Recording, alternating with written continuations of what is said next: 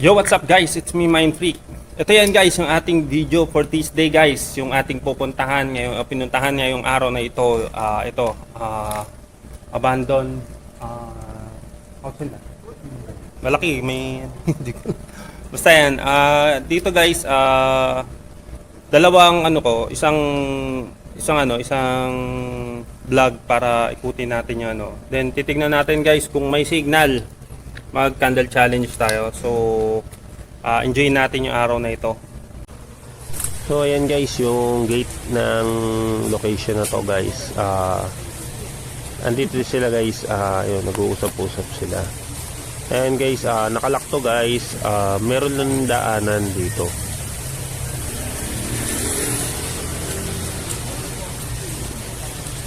Ayan guys, sa kabila niyan guys.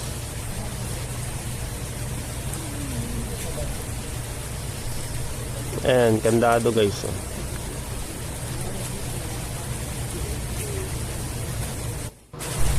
So pasensya nyo na guys yung ating camera. Hanggang dito lang kaya. Ayan. So ito guys yung itsura guys. So pasensya na rin guys sa aking flashlight. Yan din ang kaya. So ito guys, papasok na tayo sa location na to. So ayan. Ang ganda diba guys. So bahay talaga siya na ano. So wala kaming history dito guys, kaya wala akong maibibigay na history sa inyo. Pasensya na. Ayan.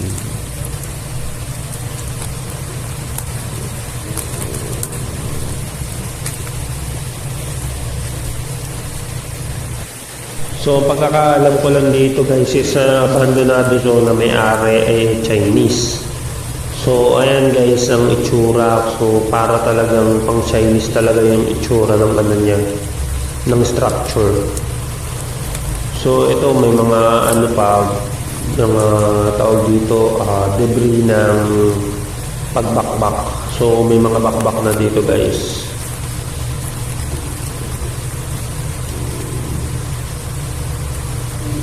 Ayan guys, kitang kita naman na may mga bakbak na dito guys sa location na to.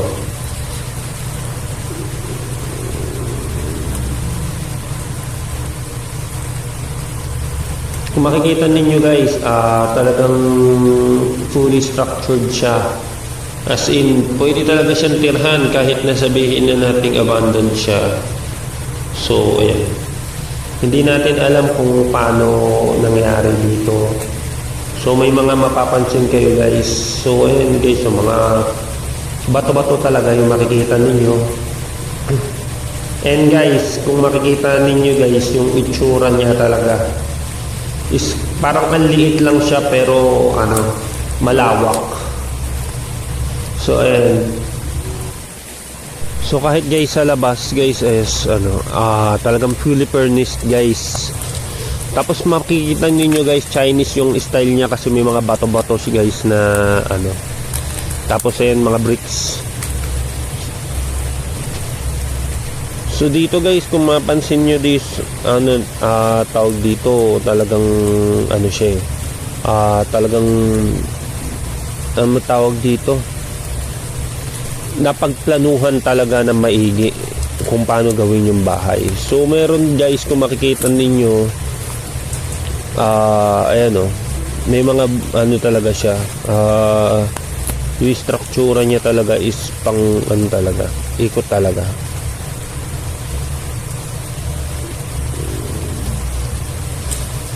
So ayan guys, inikot ko na guys yung itsura ng bahay. Ang ganda, diba? So sobrang ganda na talagang hindi mo akalain na mag-abondo na yung bahay na to.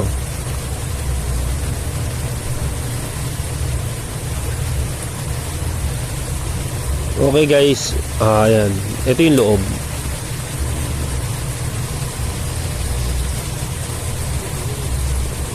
So ayan guys, kung makikita ninyo talagang ang ganda ng tignan yung bahay na to. So and alam nyo guys, karamihan kasi ng mga bahay nagawa sa mga Chinese na ano style is nakapungsoy. So alam natin siguro guys na talagang pag nakapungsoy is talagang ano the best talaga na gamitin, or bahay na the best talaga na hindi siya hindi ka ano, hindi mo iisipin na mamalasin ka. So bago kasi guys ano gumawa ng isang Chinese gumawa ng isang bahay, pupungsuin yan 3 beses. Alam nyo ba guys na karamihan ng mga Chinese pagka nakagawa na ng ano ng tawag dito, di ba nakagawa na ng bahay or nakapagbili na ng lupa kahit saan lugar, Pilipinas man o kahit saan lugar, nangyayari guys is ano kumukuha sila ng ano ng paniniwala sa pamamagitan ng feng shui. So yung feng shui na yun guys is feng shui yan. Talagang ginagamit ng mga Chinese para sa isang ano isang guaranteed na lucky yung bahay mo or yung house, or rather malas. Alam nyo ba guys, pag malas yan guys, ang ginagawa nila guys, binibenta nila agad yan, promise. Lugi man o hindi, talagang ibibenta nila yan. Kasi alam nyo guys, malas sa paningin nila yan. So ayan guys, yan lang may sasabi ko sa inyo. So basta guys, pagka kayo medyo naniniwala kayo sa mga ganyan tradisyon, talagang or siguro mga family ng magiging asawa mo is a Chinese, kung kukuha kayo ng bahay, dinadaan nila muna sa feng yan. So ayan guys, yan yung pinaka parang number 1 na hindi nakakalimutan ng mga Chinese sa paggawa ng bahay or pagtayo ng ekstruktura. Okay guys, tingnan natin ngayon yung ano, ito guys yung bintana na pinakita ni Sir Edward na may nga pala guys, ang feng shui pala guys is art of arranging guys ng mga buildings, sa objects, sa space, sa location, environment. So lahat yan guys, way of wind and water yan guys. So kailangan naging tama, maging maayos. So yun yung pinaka-stem ng pamimiwala ng Chinese sa element ng yin at saka ng yang. So ayan guys ay nakatawag dito as a paranormal, even the luck or the fortunes is pinaniniwalaan ng Chinese yan bilang isang malaking ebidensya ng purong paniniwala sa tradisyon ng mga Buddhism. So Buddhism guys. So hindi naman guys, may mga gumagamit din ng mga ang feng shui ginagamit na rin guys ng mga Christians or Catholics. So paniniwala nila kasi din guys na talagang swerte. Yun. So guys, tuloy-tuloy na tayo. So guys, kung makikita ninyo guys yung yung lugar na to, ayan. So hindi ko alam kung ano to, kantin ba to o bodega, lagayan ng mga gamit, or pero guys, kung makikita ninyo guys, maliit lang siya. So hindi rin pwedeng itsura CR. Siguro guys, lang siya at magiging para mga lagayan siya, or pwedeng sabihin na nating locker room, or pwedeng lagayan ng mga gamit. So ayan guys, makikita ninyo talagang ayan yung kisame malinis pa eh. Sobrang ganda pa. So ito guys yung CR. Ayan guys, puno-puno guys ng ayan, malikabok na guys, ano na rin, mabato-bato na rin guys. So ayan guys,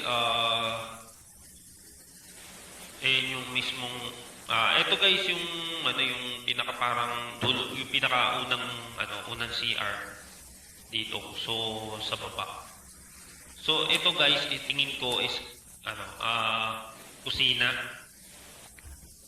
Kasi kung titingnan niyo guys, meron siyang ganito. So kasi guys, alam niyo naman guys sa mga dirty kitchen or sa mga may mga ganyan talaga. So ayan, may lababo. So ayan. Tsaka sobrang kulob dito guys, sobrang kulob ng itsura. Ayan. Pasensya na guys at malabo yung kasi yung yun sa lighting ko. So ayan. So may mga halaman na no. Ano yan? Baka guys, ayan yung dirty kitchen. Kung makikita ninyo guys, kasi nasa may likod, hindi ko pa napuntahan yan guys. Ayan, nasilip na natin. So ito guys, meron pa dito guys, maliit, dalawang maliit dito. Siguro ito yung himbakan ng mga mga pagkain. So yun, alam niyo guys, yung di ba kasi may mga sampag mga mayayaman, may mga imbakan ng pagkain, lagayan ng So yan yung pinaka parang lalagyanan nila guys. Parang yan din yung yung itsura niyan. And pero guys, ayan guys, makikita niyo naman kung ilang taon na o gaano katagal nang abandonado yung itsura ng bahay na yan. Kaya ayun, hindi natin alam guys kung gaano katagal na yan. Pero kung iisipin ko guys is baka nasa 20 years nang abandoned. Kasi guys, puno-puno na ng vines yung pinaka pwesto na yan. And that's guys dito sa is talagang napuno na napuno na siya ng mga kalat ng mga dahon na nahulog sa mga puno na nandito sa taas. And guys, tingnan niyo guys, punong-puno na yan. Okay guys, ayan, pasok tayo. Ayan guys, kung makikita ninyo guys yung itsura ng ito siguro yung imbakan nila ng pagkain guys. Or hindi, pwede rin sigurong kitchen yan guys, kasi may may lababo din Or sa mga yung bahay ng mga katulong, yung parang ganon.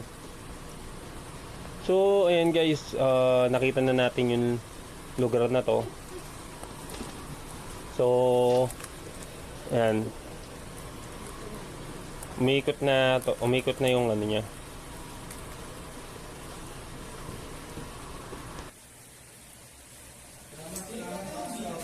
Mamaya na ako mag-candle challenge. Siya nga pala guys, kasama natin si Paolo ngayon ng 2 trips para sa second floor na pag-akyat. Ito po yung pag-akyat natin dito. So nasa baba kasi lahat sila guys kasi naulan, sobrang lakas ng ulan. So ginawa na namin shelter yung first floor. So mabuti naman nakapag-ikot-ikot ako doon nang wala pang ulan. So maayos yung pagkakuha na. So ayun guys, akit na kami. Oo nga pala guys, pa-support po kay Sir Paulo ng 2 tips. So guys, mag-iwalay na kami dito guys, sa kabila siya dito sa kabila, para medyo rin niya, masubukan din niyo yung talagang maikot din yung So salinsilin lang kami guys kasi kailangan lang din niya siya guys na matuto din na mag-vlog ng tawag nito na yung niya yung expression ng pag-iikot sa haunted location. So dati kasi guys is ganun din ang ginawa namin dun sa may 50 River. So kasama ko din yung two trips. So ngayon, siya na lang din yung sinama ko o matutulog sila sa kanilang pagkakot. So ang nga pala guys, support two trips po. So aside sa haunted location na to guys, so may pupuntahan pa rin sila. So ayun guys, is na ano ko na yun, na vlog ko na, kaya hindi ko na ulit. So kung sa mga nakakaalam ng ng abandoned bank, ayun guys, yun sinasabi ko. So ito guys, kung makikita ninyo, so ayan guys, ito yung yung loob. So ito yung guys, yung second floor guys ng ating ating bahay na pinasok ngayon na pang ghost hunting. Sorry. Ayan guys, makikita ninyo guys na talagang fully furnished din siya kahit sa taas. So hindi lang yan guys, tingnan nyo yung ilalim. Ayan. So mataas na, second floor na kasi ito. Ayan guys,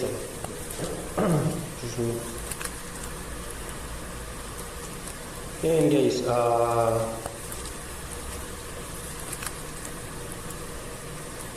nilagay si Paolo sa kabila. Ayan guys, ito yung kwarto siguro, isa sa mga kwarto.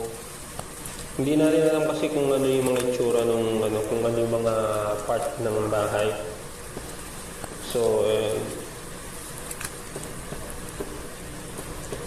so nga pala guys, dalawa kami dito. Sorry. Si Paolo tsaka ako, so umagat kami magkasama.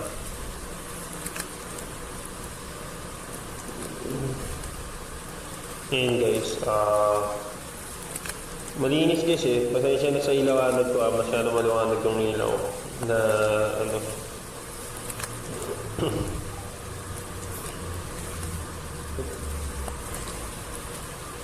So try natin guys kung magkakapag-ghost ball tayo dito mamaya. Ayan. Dito guys, ito naman guys, is sa kabila naman to. Ito maganda din dito guys, sa kabila. Ito yung sa kabila guys.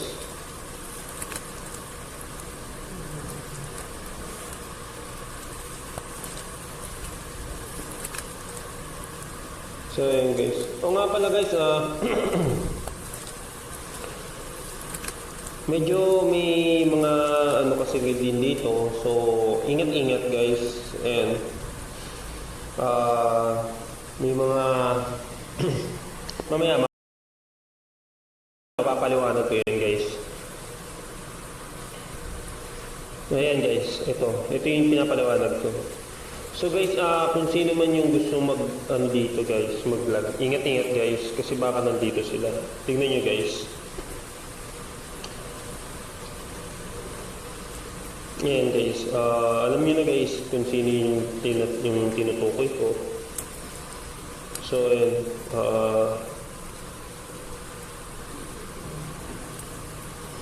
ayan guys, kung makikita nyo maraming paraphernalia ito.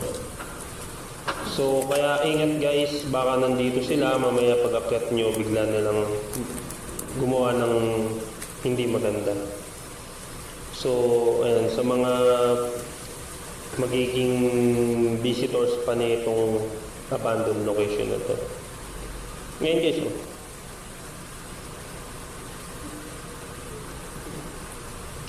so ayan guys, ito yung second floor. So umakyat na yata si Pao sa third floor. So ayan, ito guys yung yung second room.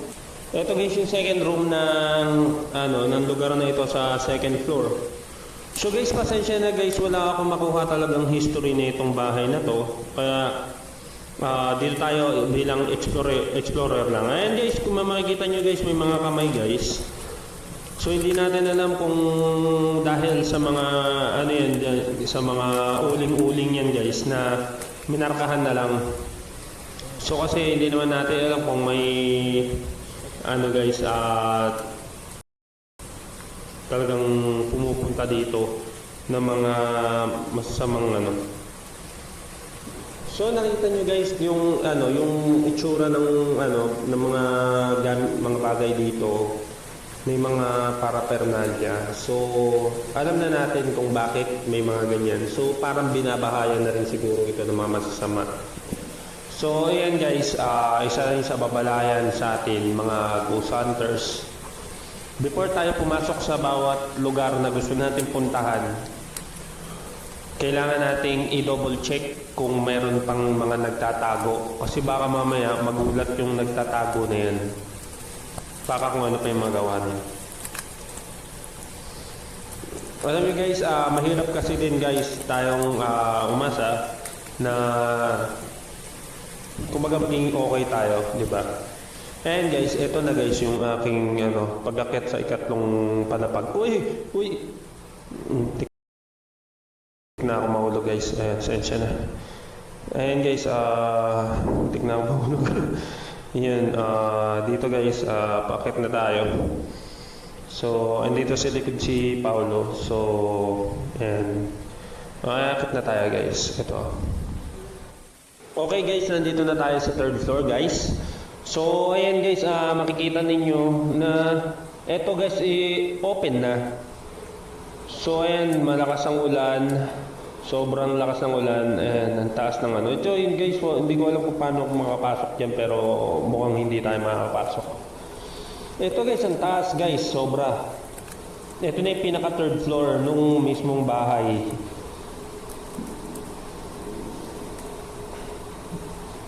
And guys, basang-basa na ako dito kasi talagang ang lakas ng ulan.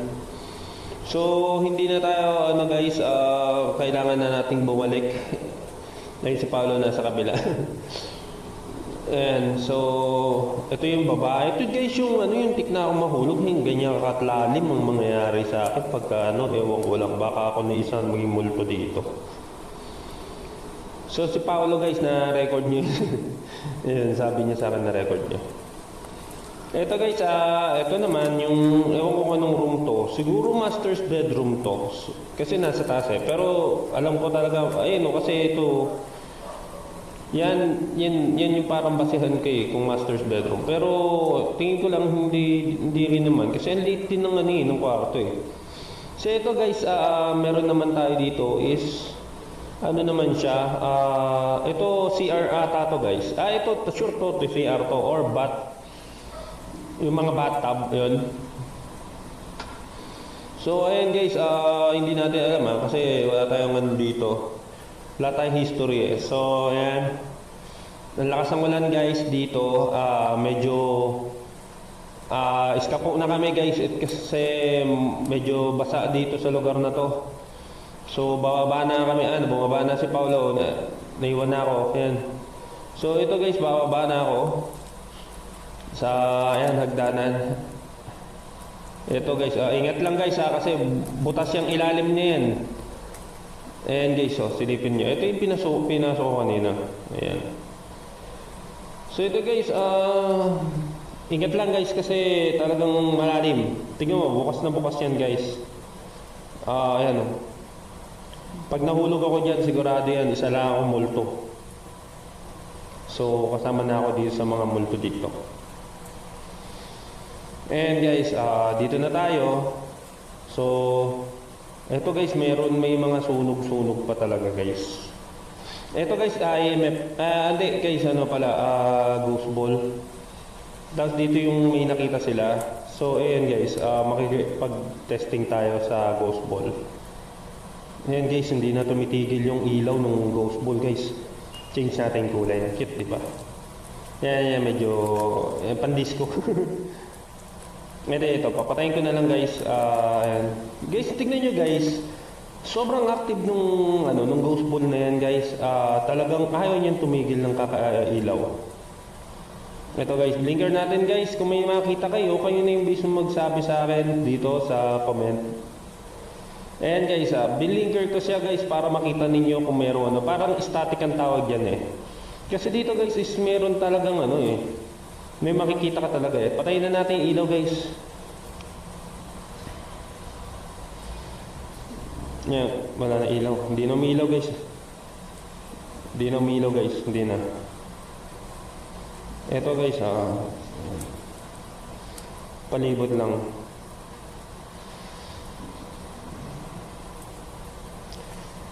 So yan. And guys, kung makikita ninyo guys, may sunog guys, di ba? Hindi natin alam dahil sa kuryente. Pero yan. Di ba guys, karamihan kasi, ayun, may ilaw pa rin guys, tingnan nyo guys. Ang gusto guys, hindi tumitigil ang ilaw.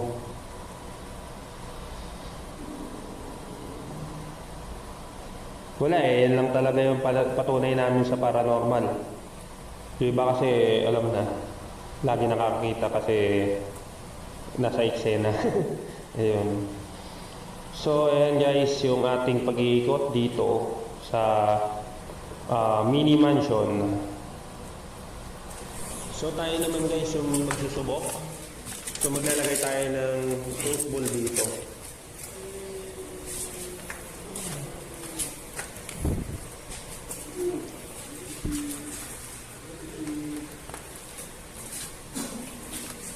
Ayan na guys, naglagay na ako ng ghost ball.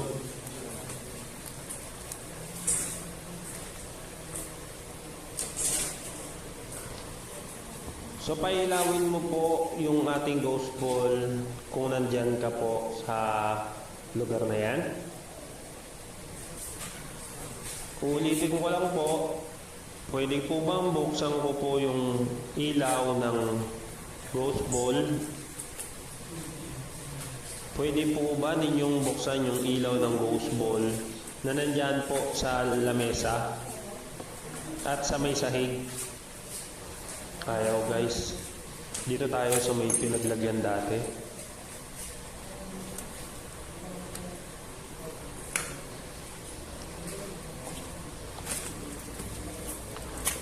Ito guys yung ghost ball. Kunin ko lang. Ito. Tsaka yung sa lamesa. Ito. So ilalagay na natin dito guys sa ano. Yan. Tapos dito. And guys, kanina dito is active na active yung ano.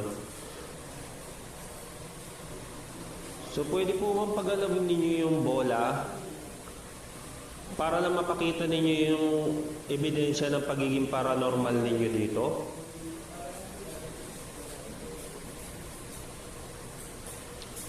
Pwede po ba kayong magpagalaw ng kahit isa sa bola na ginagamit namin dito?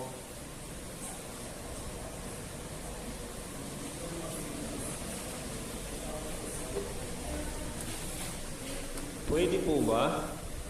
Ayaw na guys.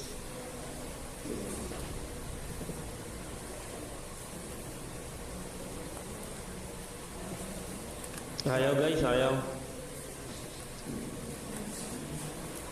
Pwede po ba na galawin ninyo kahit isa doon sa bola na ilagay ko po? Lalayo muna ako.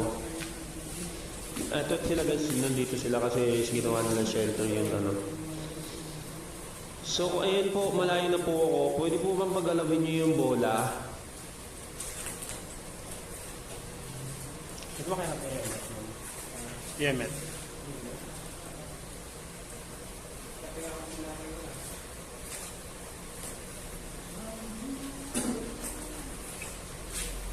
Ayan guys, meron ako na EMF guys.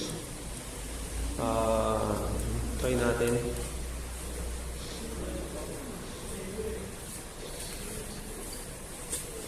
So yung ito guys, may spike dito eh. Hindi ko alam kung kuryente o hindi. Pero dahil yan, dahil na dito yung kanina nagpapailaw ng ghost ball, hindi po ko ilalagay.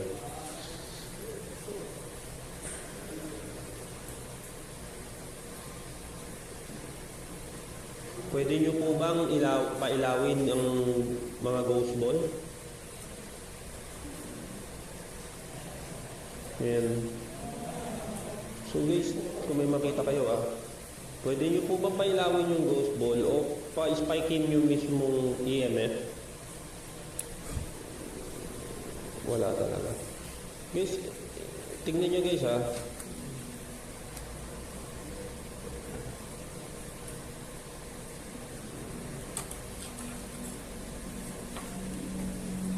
Pwede po ba na pailawin nyo po yung ghost ball para lang po may ebidensya po kami ng pagiging paranormal na nandito po kayo?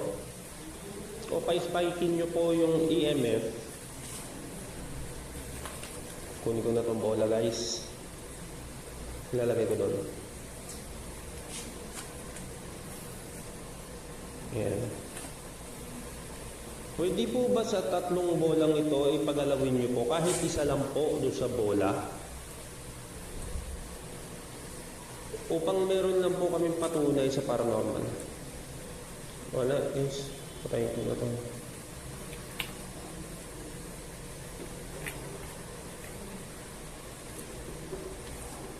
Dito kaya guys, try natin dito. Kasi guys, pasensya na guys, wala kasi kaming history rito. So wala kaming alam kung ano yung mga events na nandito. So hindi rin namin alam kung asan ang haunted dito. So ayan. Ayan. Hanap lang tayo na mag-spike. Ito guys, medyo may spike dito. So ayan, dito ko nilalagay.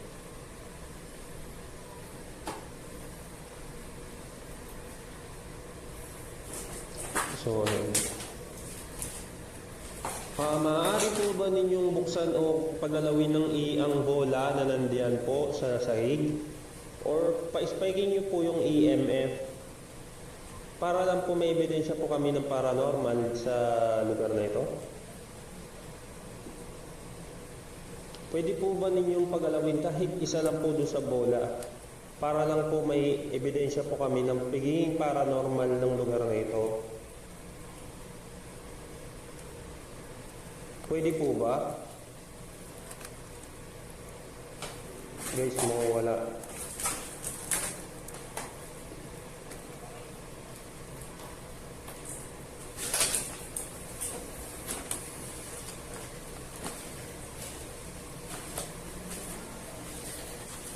And guys, dito na tayo. Pack na tayo sa... So dito natin lagay yung bola. Tignan natin kung meron dito.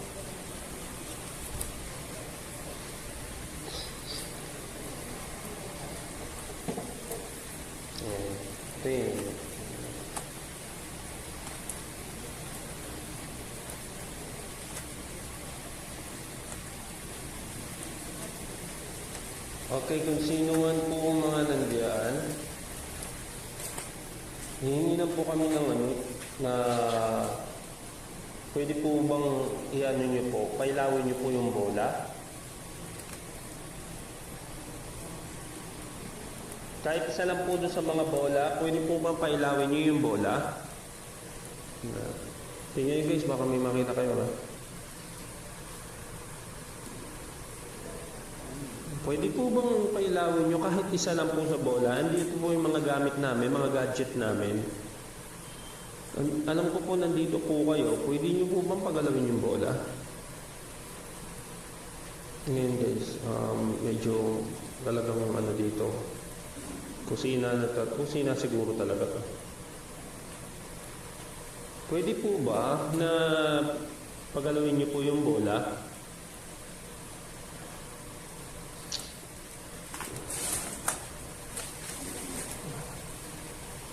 Wala guys, wala talaga. So, wala tayong kung bakit hindi sila nagre-respond pag ako yung nagtatanong. Pero kayan guys, kitang-kita na may spike yung ating EMF. Lakas ba? So ito guys, subukan natin maghanap.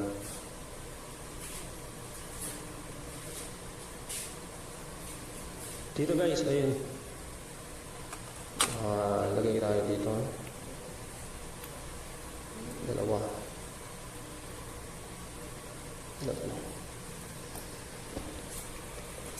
Pwede po bang pagalawin niyo po yung bola?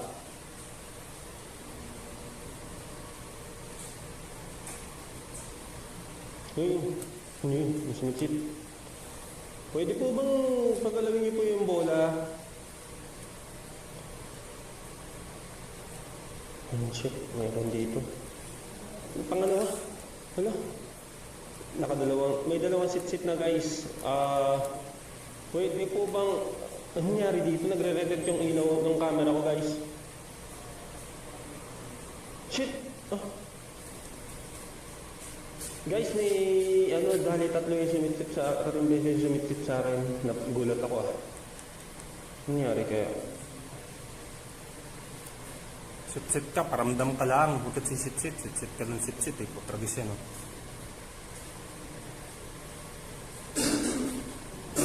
Tuloy ako guys.